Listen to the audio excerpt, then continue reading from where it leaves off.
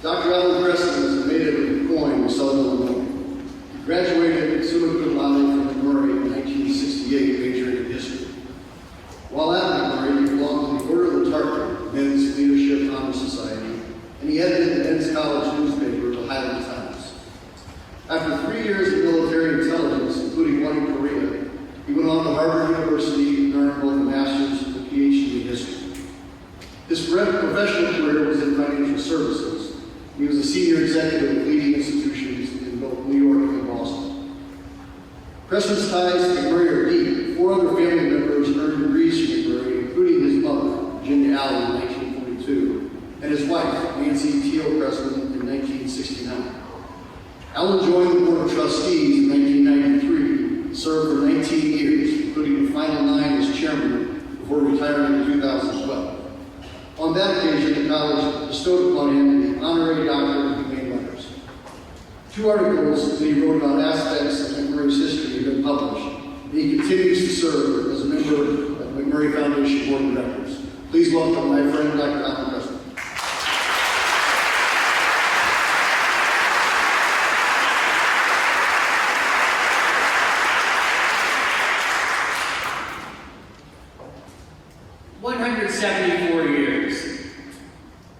That's a long time. MacMurray College was around much longer than Oldsmobile, Pan Am, Lehman Brothers, Polaroid, or the Illinois Central Railroad. More than twice as long as the Soviet Union existed. Or for that matter, much longer than Acme Steel, the company that James E. MacMurray founded in Chicago. 174 years, a good, long, successful run.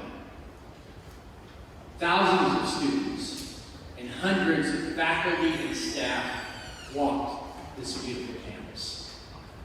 Young women and men learned about literature, chemistry, and music and history in these buildings and in some that no longer stand. They made friends and discovered community in these residence halls and on these athletic fields. The school was founded right up the street in 1846. Peter Akers was a celebrated Methodist preacher and intellectual of note. Peter Cartwright, an acquaintance and political rival of Lincoln's, was a rigorous, righteous man of cloth.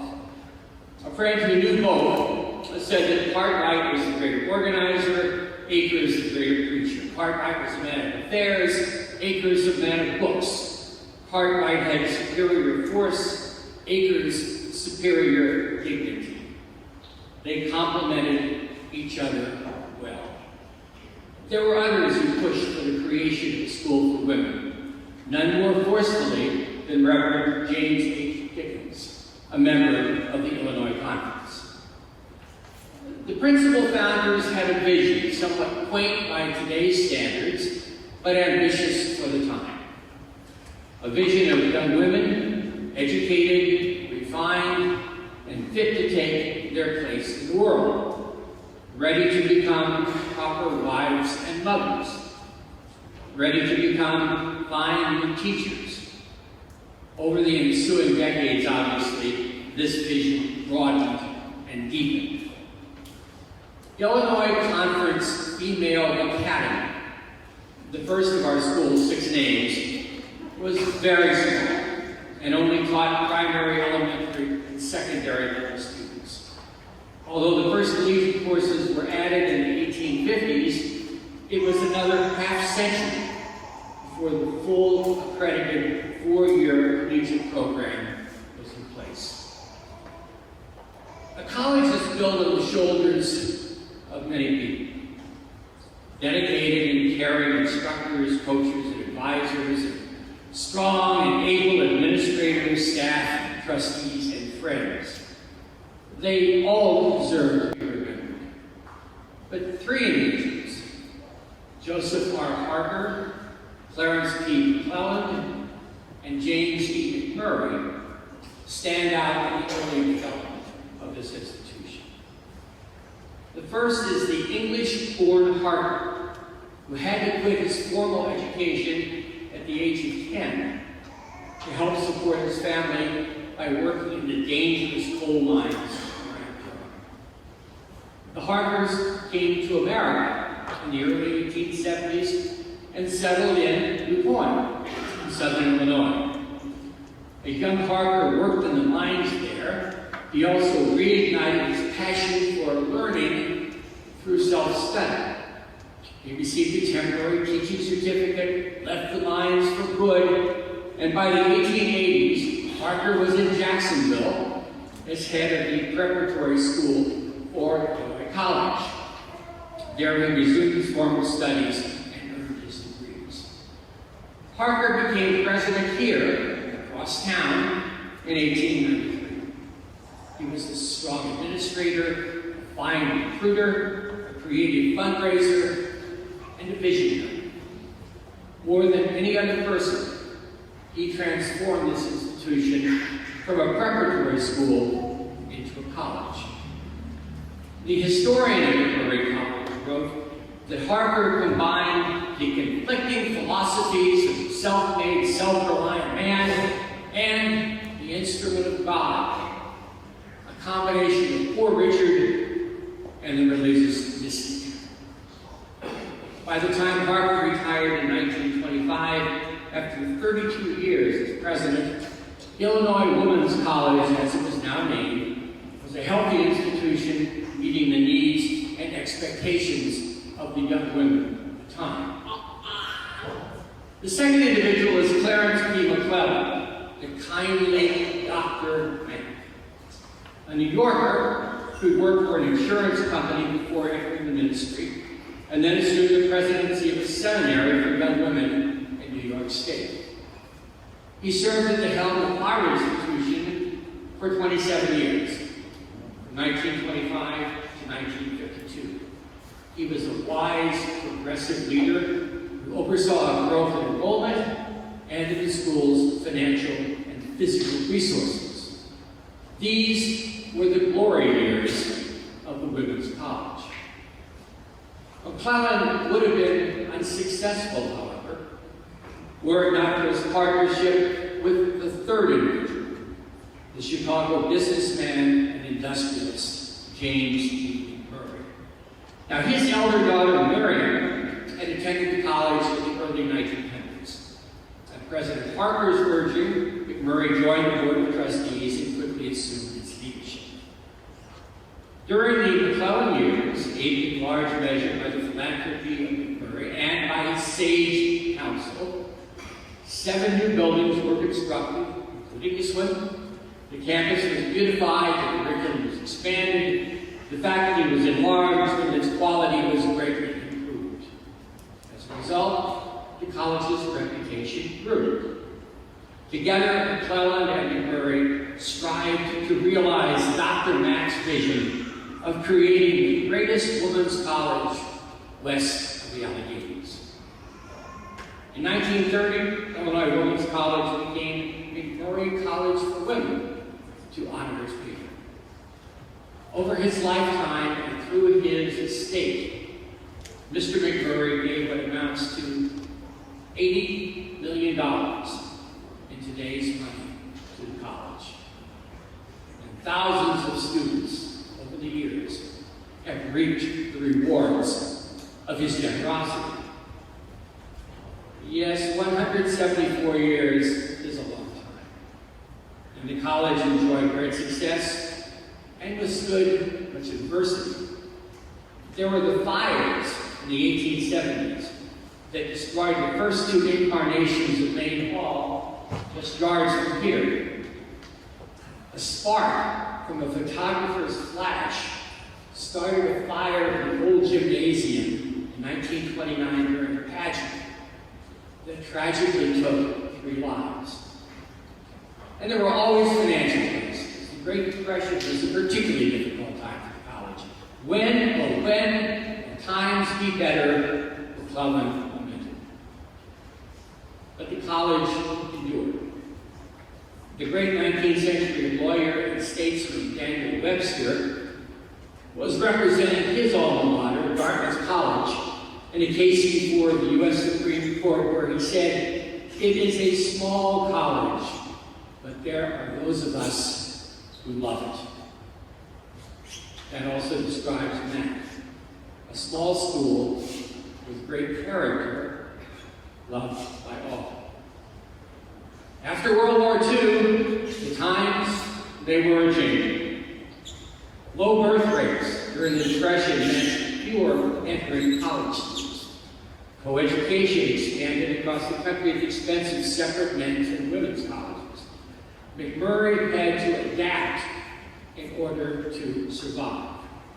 Its answer in the 50s was the admission of men. The school newspaper heralded the news. "It's a boy! Sally Mack gets a kid brother." Well, the change was warmly received by most. Although I have to say, to this day, some view the admission of men as a terrible mistake. Almost the devil's work, I guess. Yet without men, MacMurray would not have been able to continue for another 60 years. One of my best friends, who graduated in the first class of men in 1961, often says that Mac changed the course of his life and pointed him in new and fulfilling directions. He met a MacMurray woman who became his wife. They were married for 59 years. Stories like this abound. One woman wrote about a lifetime friendship. "So we've known each other for 63 years. I always say the best thing about Mac is the friends that were found there, really good and true, and I thank you." There's a small card in a 1939 student scrapbook. "Welcome to MacMurray. This is your home now. Love it as we have loved it. Find here what you have come to find." Perfect. MacMurray College reached its enrollment peak in the late 60s and early 70s, yet it could never overcome its financial issues. State support favored public institutions over private colleges. Two-year colleges emerged as the online learning. Heightened competition for fewer students led many schools to subsidize tuition at unheard-of rates that we could not afford to do. All of these trends contributed to Mac's challenges. And then there was the pandemic. And although there were many generous donors over the years, there was never another James E. MacMurray. Throughout its history, what MacMurray offered was quality, integrity, and decency. Outstanding teaching. A caring and supportive learning environment. A sound educational philosophy that worked as well in the 21st century as it had in the 19th.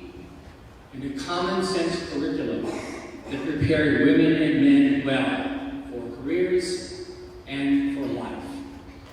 The MacMurray Plan, the core liberal arts curriculum established in the 60s, was nationally recognized for its innovation.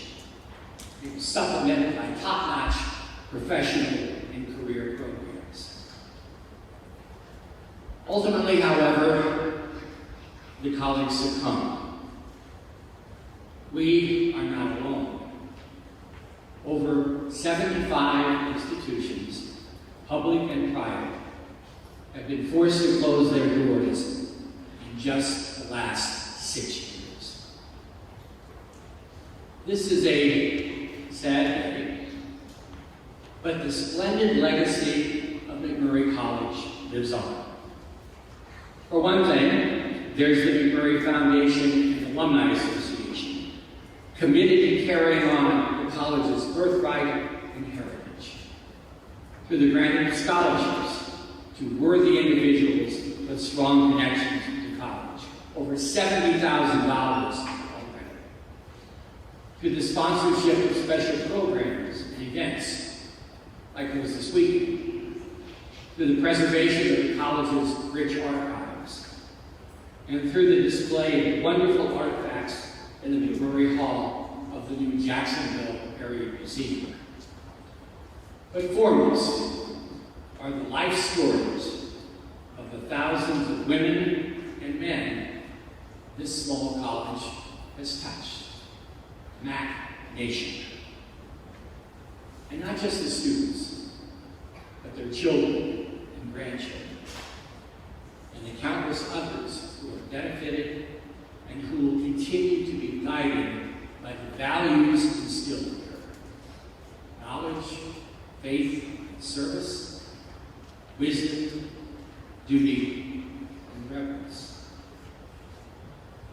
174 years. A good long run. But for now, goodbye, old friend.